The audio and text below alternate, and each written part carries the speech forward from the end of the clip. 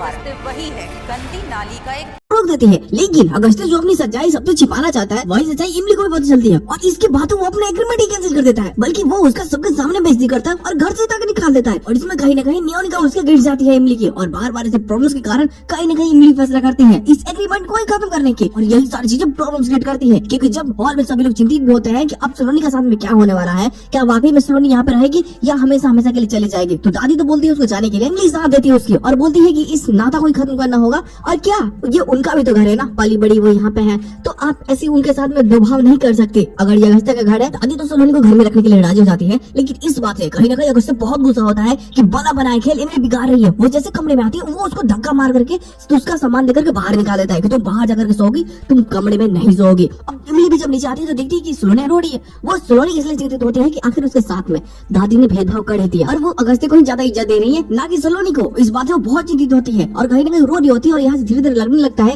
कि शायद अगस्त्य ही धोखा दे रहा है अपनी पूरी फैमिली को। अब तब तक निहारिका यहाँ पे आ जाती है और वही देखती है इमली के ऐसे कपड़े लेकर के नीचे में घूम रही है। तो अब उसका मजाक बनाने लगती है कि तुम्हारा रिश्ता खत्म होने वाला है। तब तक अगस्त्य आ जाता है और उसकी बेइज्जती करने लगता है कि तुम बताओ, तुम अपने घर जब जाओगी तो तुम यही सब सोचोगी, तुम इस घर की नहीं होते, इस घर की जो बातें हो रही है उसमें इंटरफेयर करने की कोशिश भी मत करो। लेकिन ले जाने के बाद में उसके साथ बदतमीजी कर रहा होता है कि तुम्हारे कारण मेरा बना बनाया खेल बिगड़ रहा है। और इमली जब पूछती है कि आखिर तुम करना क्या चाहते हो और ये सब करके तुम्हें क्या मिलेगा, तो उसको सिर्फ बिजनेस ही चाहिए। और वो सिर्फ इतना बोल रहा होता है कि अगर दीदी चुपचाप घर जा रही है अपने, तो उसको जाने दो, यहाँ पे रोक करके धमासा क्रिएट मत करवाओ। और हाँ, मुझे पता है कि तुम सब ये जानबूझकर कर रही हो, तुम्हें पैसे चाहिए ना, तुम सबके सामने अच्छा बन रही हो, और जिसके कारण मुझे बहुत ज्यादा प्रॉब्लम्स क्रिएट हो रही हैं। मैं तुम्हें 1 रुपए भी नहीं दूंगा अगर अब के बाद तुमने कुछ मेरे से बिना पूछे किया तो। और इमली को लगने लगता है कि यार ये कुछ तो गड़बड़ है, या फिर कह लो कि बहुत बड़ी बात छिपा रहा है, जो जानबूझ करके बातों को इधर उधर कर रहा है और सच्चाई नहीं बता रहा है कि आखिर क्या बात है कि ये सलोनी के साथ में नफरत कर रहा है और सबके सामने ऐसा सलोनी को गलत दिखाना चाहता है। हालांकि इसके साथ में एपिसोड की एंडिंग कर दी जाती है, लेकिन जो उसका पोस्ट स्टेशन होता है वो अगस्त्य की पोल ही खोल देता है।